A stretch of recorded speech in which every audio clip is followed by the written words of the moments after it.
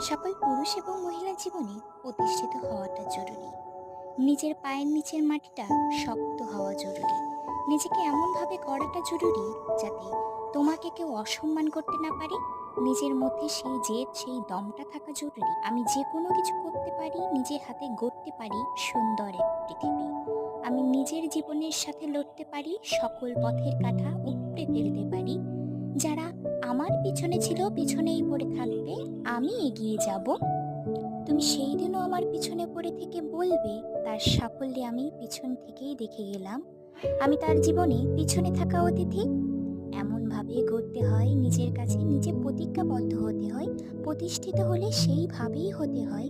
এমন জীবন গঠন করে যেতে হয়, যেদিন মরিবে তুমি হাসতে হাসতে, কাঁদবে গোটা ভুবন। সেদিন যেন তোমার জন্ম সার্থক হলো, তোমাকে মৃততেও জীবিত পেল এই পৃথিবী।